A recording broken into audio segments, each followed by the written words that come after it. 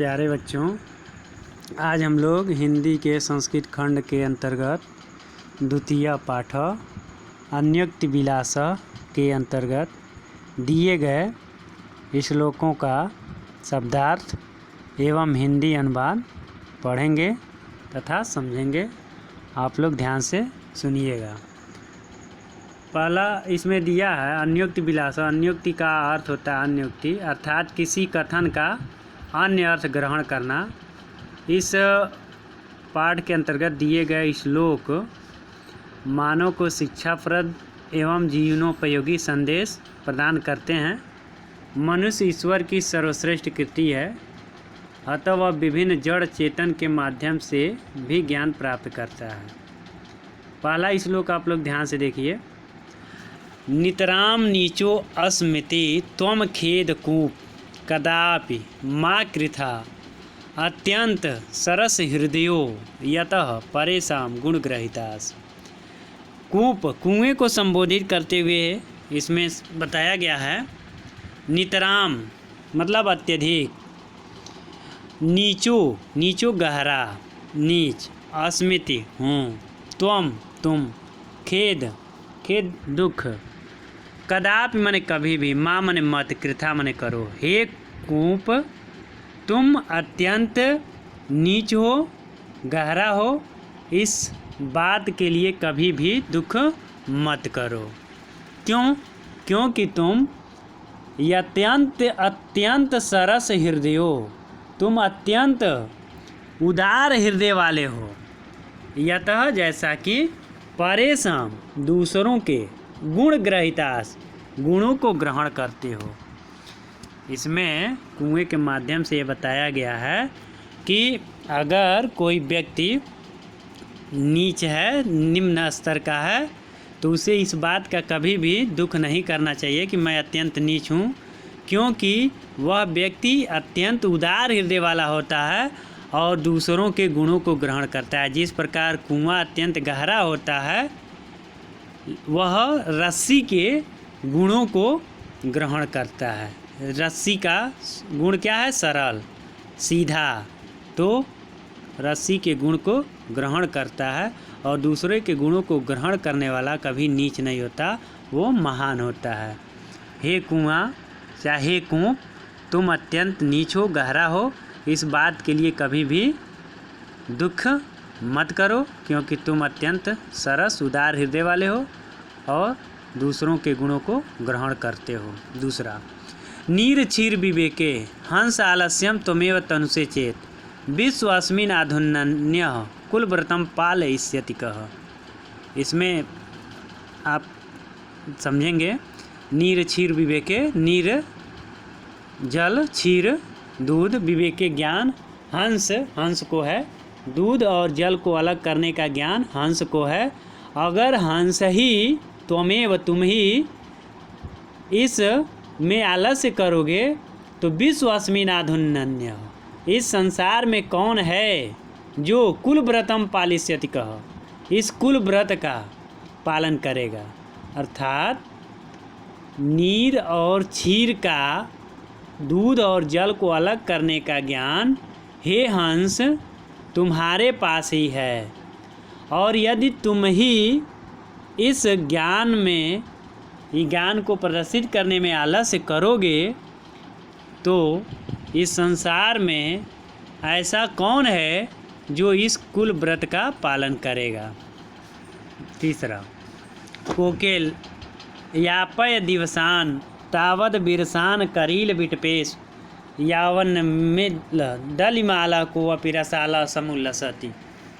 तीसरे श्लोक में कोयल को संबोधित करते हुए यह बताया गया है कि कोकिल, हे कोयल, तुम यापय दिवसान, यापय माने बिताओ, दिवसान दिनों को, तावद तावद तब तक, विरसान, विरसान का अर्थ होता है दुख के समय को, जो मुसीबत है, करील विटपेश, करील के पेड़ों पर, यावन अलिमाला, जब तक कोई भंवरा क्या न हो जाए, कोई भी रसाला माने आम के पौधे में समुल्लसति, उसमें बौर न आ जाए। इसमें यह बताया गया है कि हे कोयल, जब तक भंवरों से युक्त कोई आम के वृक्ष में बौर न लग जाए और उस पे भंवरे आकर मंडराने न लगें, तब तक तुम अपने दुख के समय को, बुरे समय को करील के वृक्ष पर जा कर के बिताओ। अर्थात जब अच्छे दिन आएंगे तो यानी जब तक मनुष्य के जीवन में अच्छे दिन नहीं आते हैं तब तक उन्हें किसी तरह से बुरे वक्त को बिता लेना चाहिए। ये बात इस पद में, इस श्लोक में बताया गया है।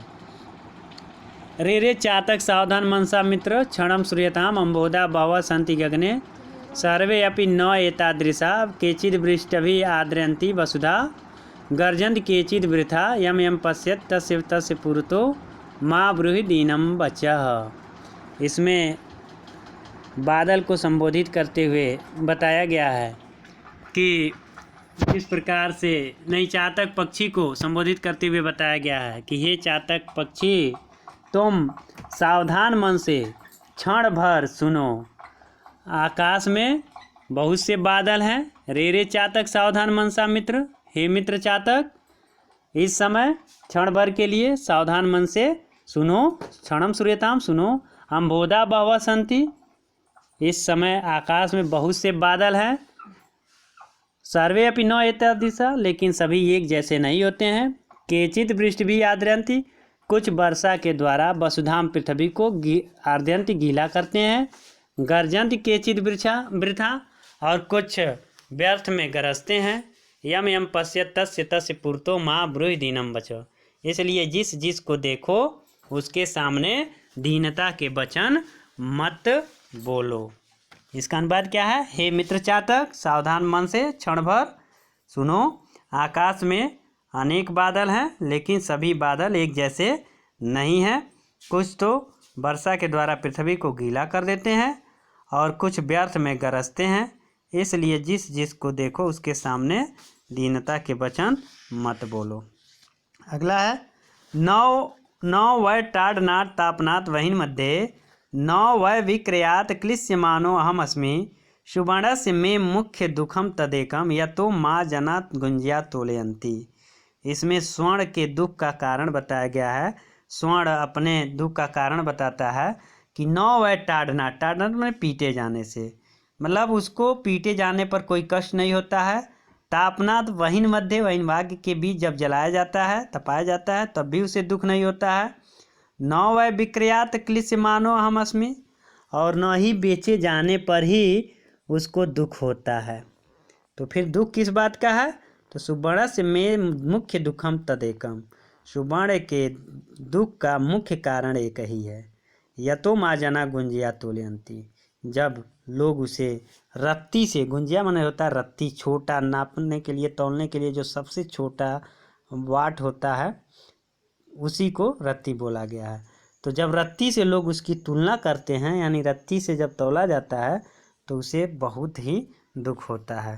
तो सोने के दुख का मुख्य कारण रत्ती से तुलना करना, यानी नीच से, तुच्छ से तुलना करना, यही उसके दुख का मुख्य कारण है। इसका अनुवाद, स्वर्ण के दुख का मुख्य कारण क्या बता रहा है?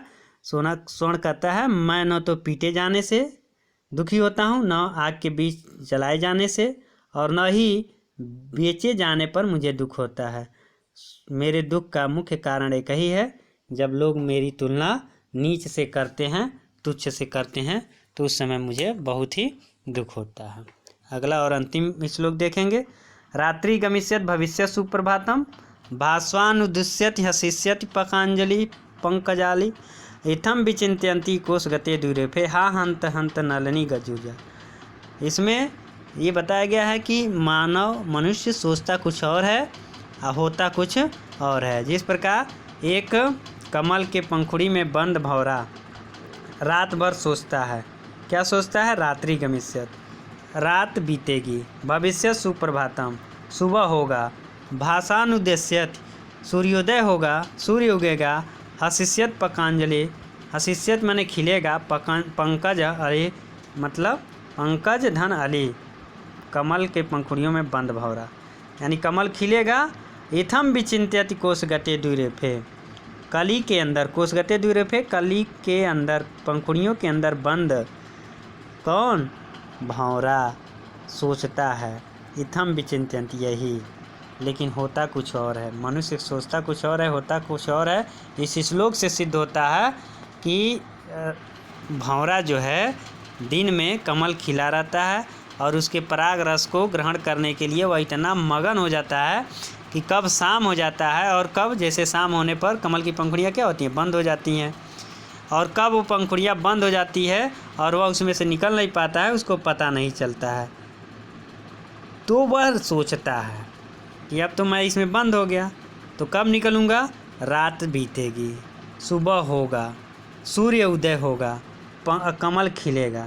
और यही अभी सोच रहा था, तभी उस रास्ते से जाते हुए नलनी गज उजहार, गज माने हाथी, हाथी उस कमल को जड़ से ही उखाड़ देता है और उसको पटक देता है। कहने का आशय ये कि व्यक्ति सोचता कुछ और है जबकि ईश्वर कुछ और ही कर देता है। इस पूरे श्लोक का एक एक का मैं हिंदी अनुवाद बोल रहा हूँ, आप लोग ध्यान से सुन लीजिए और इसको समझ लीजिए। जैसे पहला श्लोक है, हे कुआं, मैं अत्यंत नीच हूँ, गहरा हूँ, तुम इस बात का कभी भी दुख मत करो, क्योंकि तुम अत्यंत उदार हृदय वाले हो, जल से परिपूर्ण हो और दूसरों के गुणों को अर्थात रस्सी के गुण को ग्रहण करते हो।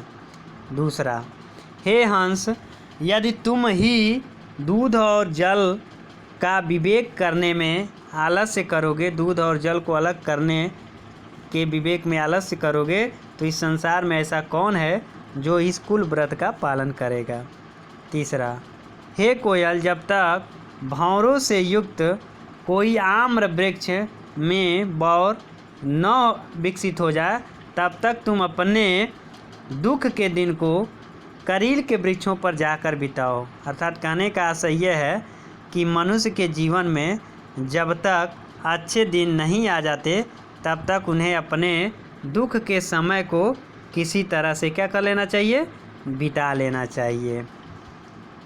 अगला देखेंगे, हे मित्र चातक, सावधान, क्षण भर सुनो, आकाश में बहुत से बादल हैं, परंतु सभी एक समान नहीं हैं।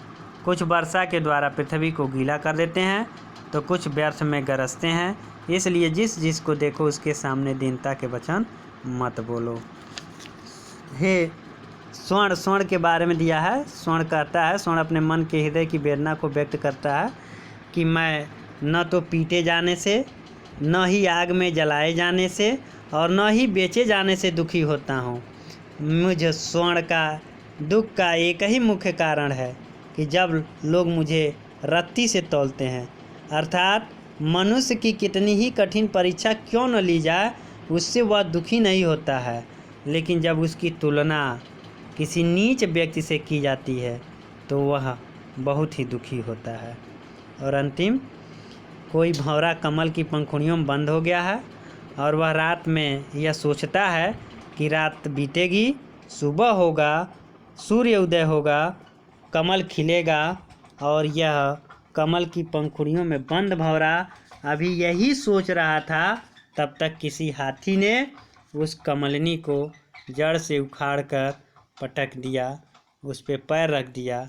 हाँ हंत, मतलब अफसोस व्यक्त किया जा रहा है कि मनुष्य सोचता कुछ और है और ईश्वर कुछ और ही पूरा कर देता है। तो इसे आप लोग ध्यान से सुन करके प्रत्येक श्लोक का हिंदी अनुवाद कॉपी में लिख लेंगे। आज के लिए बस इतना ही।